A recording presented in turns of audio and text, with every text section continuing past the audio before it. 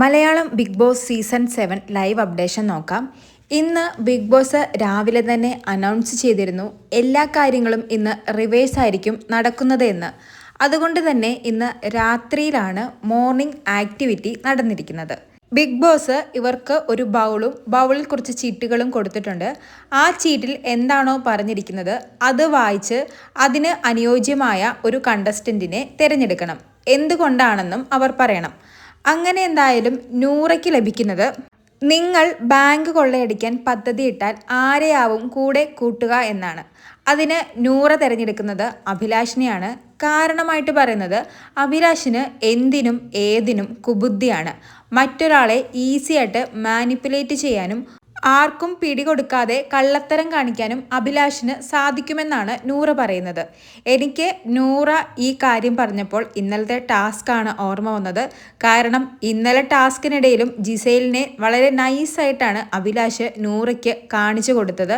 ആ സമയത്തും അഭിലാഷ് ഇതേ കുബുദ്ധി തന്നെയാണ് ഉപയോഗിച്ചത്. അതൊക്കെ കൊണ്ടാവാം നൂറ അഭിലാഷിനെ സെലക്ട് ചെയ്തത്.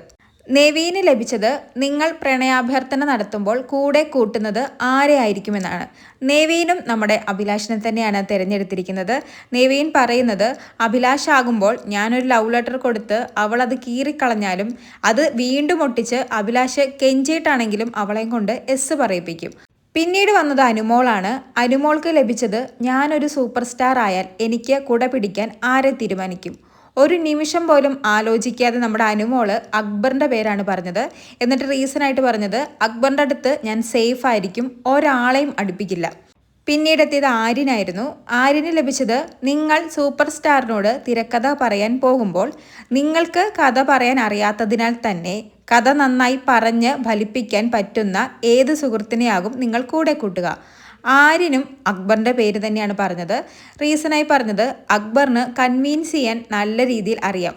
പോയിന്റ് ബൈ പോയിന്റ് ആയിട്ട് അക്ബർ കാര്യങ്ങൾ പറഞ്ഞ് ഫലിപ്പിക്കും. ആര്യം പറഞ്ഞ ആ ഒരു സ്റ്റേറ്റ്മെൻറ്റ് കറക്റ്റാണ്. എനിക്ക് തോന്നുന്നു ഇവിടെയുള്ളവരിൽ ഏറ്റവും നന്നായി സംസാരിക്കുന്ന ഒരു വ്യക്തിയും അക്ബർ തന്നെയാണ്. എന്തായാലും ആര്യനും അക്ബറെ തന്നെയാണ് തിരഞ്ഞെടുക്കുന്നത്. ഒനീലിന് കിട്ടിയത്, ഈ വ്യക്തിയുടെ മുഖം ടി വിയിൽ കണ്ടാൽ ഞാൻ ടി വി തല്ലിപ്പൊട്ടിക്കും. ഒനീലിന് കിട്ടിയത് ഒരു നെഗറ്റീവ് ഇതായതുകൊണ്ട് തന്നെ കുറച്ച് നേരം ആലോചിച്ചു. അവസാനം ലക്ഷ്മിയുടെ പേരാണ് പറയുന്നത്. ഒനീൽ പറയുന്നത്, ഞാൻ എന്തായാലും ടി വി തല്ലിപ്പൊട്ടിക്കില്ല, എങ്കിലും കാണാൻ ആഗ്രഹമില്ലാത്തത് ലക്ഷ്മിനെയാണ്, ഉറപ്പായിട്ടും ചാനൽ മാറ്റിക്കളയുകയുള്ളൂ എന്നൊക്കെ. പിന്നീട് അഭിലാഷ് വരുന്നു. അഭിലാഷിന് ലഭിക്കുന്നത്, CCTV വാങ്ങിക്കാൻ കാശില്ലെങ്കിൽ ഞാൻ ഈ വ്യക്തിയെ നിയമിക്കും. അഭിലാഷ് നമ്മുടെ നെവീനെയാണ് പറയുന്നത്. കാരണം അവൻ ഈ വീടിനെക്കുറിച്ച് നല്ല ധാരണയുണ്ട്, ഈ വീട്ടിൽ എല്ലായിടത്തും എത്തുന്നുണ്ട്, CCTV പോലെ എല്ലാവരെയും വീക്ഷിക്കുന്നുണ്ട്, എല്ലാവരുടെ ഇടയിലേക്കും നുഴഞ്ഞു കയറാൻ നെവീന് സാധിക്കും. അതുകൊണ്ട് തന്നെ CCTV നെവീനാണെന്ന്. പിന്നീട് ബിന്നിയാണ് വരുന്നത്. ബിന്നിക്ക് ലഭിച്ചത്, ഫിനാലെ വേദിയിൽ ലാലേട്ടൻ്റെ ഇരുവശങ്ങളിൽ നിങ്ങളുടെ ഒപ്പം നിൽക്കാൻ സാധ്യതയുള്ള വ്യക്തി ആരാണെന്ന്. ബിന്നി തിരഞ്ഞെടുത്തിരിക്കുന്നത് അനുമോളെയാണ്. റീസണായി പറഞ്ഞത്, അനുമോളെ ആകുമ്പോൾ എനിക്ക് വിന്നറാവാനുള്ള ചാൻസ് കൂടുതലാണ്, എനിക്ക് ജയിക്കാനുള്ള ഒരു അവസരവും ഞാൻ കളയില്ല, അതുകൊണ്ട് തന്നെ അനുമോളും മതി എനിക്ക് ഓപ്പോസിറ്റ് എന്ന്. പിന്നീട് വന്നത് അക്ബർ. അക്ബറിന് ലഭിച്ചത്, ഒരു മോട്ടിവേഷൻ ക്ലാസ്സിൽ പോയാൽ മോട്ടിവേഷൻ സ്പീക്കറെ വരെ ഡിപ്രഷനാക്കാൻ സാധ്യതയുള്ള വ്യക്തിയാര്. അതിന് എല്ലാവരും ഒരേ സ്വരത്തോടെ നമ്മുടെ അനീഷേട്ടൻ്റെ പേരാണ് പറഞ്ഞത്. അക്ബറും അനീഷ് എന്ന് തന്നെയാണ് പറഞ്ഞത്. കാരണം സ്പീക്കറാണ് എപ്പോഴും സംസാരിക്കേണ്ടത്. എന്നാൽ അനീഷാണ് ആ മോട്ടിവേഷൻ ക്ലാസ്സിൽ പോകുന്നതെങ്കിൽ അനീഷ് പറയുന്ന കാര്യങ്ങൾ സ്പീക്കർ കേട്ടുകൊണ്ടിരിക്കണം.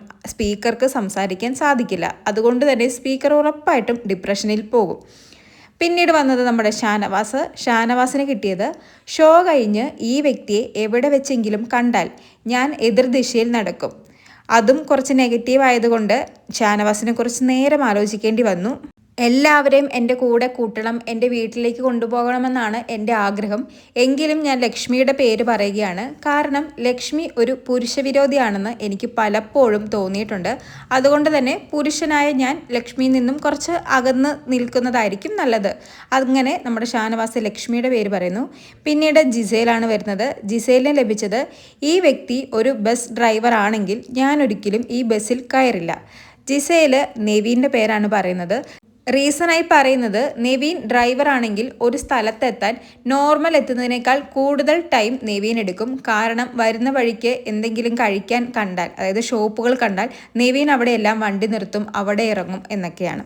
ജിഷിന് കിട്ടിയത് നിങ്ങൾ അത്യാവശ്യ ഘട്ടത്തിൽ കാശിനായി ഫോൺ വിളിച്ചാൽ ഫോൺ എടുക്കാത്ത വ്യക്തി ആരായിരിക്കും. അതും നെവീൻ്റെ പേര് തന്നെയാണ് വന്നത്. ജിഷിൻ പറയുന്നത് നെവീൻ കാശിൻ്റെ കാര്യമായതുകൊണ്ട് ഫോൺ എടുക്കാൻ സാധ്യതയില്ല, ഒന്നേൽ ആരെയും കൊണ്ടെങ്കിലും ഫോൺ എടുപ്പിച്ചിട്ട് നെവീൻ ഇവിടെ ഇല്ല എന്ന് നെവീൻ പറയിപ്പിക്കുമെന്നാണ്. പിന്നെ വന്നത് സാബുമാനാണ്. സാബുമാന് കിട്ടിയത് നിങ്ങളെല്ലാവരും ബോട്ട് സഫാരി നടത്തിയാൽ ബോട്ട് മുങ്ങുന്ന സമയത്ത് ഒരു ലൈഫ് ജാക്കറ്റ് മാത്രമേ ഉള്ളൂ, അതെടുത്ത് രക്ഷപ്പെടാൻ സാധ്യതയുള്ള വ്യക്തി ആരാണ്. സാബുമാനും നെവീൻ്റെ പേരാണ് പറയുന്നത്. എന്നിട്ട് സാബുമാൻ പറയുന്നത് ഞാൻ എൻ്റെ ലൈഫിൽ വെച്ച് കണ്ടിട്ടുള്ള ഏറ്റവും സെൽഫിഷ് ആയിട്ടുള്ള വ്യക്തിയാണ് നെവീൻ, ഉറപ്പായിട്ടും നെവീൻ ആ ജാക്കറ്റ് എടുത്ത് രക്ഷപ്പെടും. അടുത്തത് ലക്ഷ്മിയാണ്. ലക്ഷ്മിക്ക് കിട്ടിയത് ബിഗ് ബോസിൽ പുറം ലോകത്തു നിന്നും വിവരങ്ങൾ ചോർത്തി കൊടുക്കുന്ന ചാരൻ ആരാണ്. ലക്ഷ്മി അനുമോളുടെ പേരാണ് തിരഞ്ഞെടുത്തത്. അപ്പോൾ അനുമോള് എന്താണ് റീസൺ കാര്യം പറയുന്നു. അപ്പോൾ ലക്ഷ്മി പറയുന്നത് നിനക്ക് പുറത്തേക്ക് കമ്മ്യൂണിക്കേറ്റ് ചെയ്യാൻ വാക്കുകൾ വേണ്ട, കണ്ണുകൾ കൊണ്ടും നീ സംസാരിക്കും. അത് നമ്മുടെ അനുമോൾക്ക് ഇഷ്ടപ്പെടുന്നില്ല. അനുമോൾ അപ്പോൾ ദേഷ്യപ്പെടുന്നു ചെറുതായിട്ട്. എന്നിട്ട് ലക്ഷ്മിയോട് ചോദിക്കുന്നത് നിങ്ങൾ പുറത്തുനിന്ന് വന്നപ്പോൾ ഞാൻ നിങ്ങളോട് പുറത്തെ കാര്യങ്ങൾ ചോദിച്ചോ, ഇല്ലല്ലോ എന്നൊക്കെ. അപ്പോൾ എല്ലാവരും കയറി ഇടപെടുന്നു. അനുമോൾ ഇതൊരു ടാസ്ക്കാണ്, ടാസ്ക്കായിട്ട് എടുക്കുന്നൊക്കെ. അപ്പോഴേക്കും നമ്മുടെ അനുമോൾ സൈലൻ്റ് ആവുന്നു കേട്ടോ. പിന്നീട് 2 ചീട്ടുകൾ കൂടി ഉണ്ടായിരുന്നു. അത് അനീഷിൻ്റെയും ആദിലയുടെയുമാണ്. എന്നാൽ അവർ ജയിലിലായതുകൊണ്ട് തന്നെ അവർക്ക് ഈ ടാസ്ക് ചെയ്യാൻ സാധിക്കില്ല. അതുകൊണ്ട് ഒനീൽ ഒരു ചീട്ടെടുക്കുന്നു, ആര്യൻ മറ്റൊരു ചീട്ടെടുക്കുന്നു. ഒനീലിന് രണ്ടാമത് കിട്ടിയത് ജീവിതത്തിൽ ഒരു തീരുമാനം എടുക്കേണ്ടി വന്നാൽ ഒരിക്കലും ഈ വ്യക്തിയുടെ അഭിപ്രായം കേൾക്കില്ല.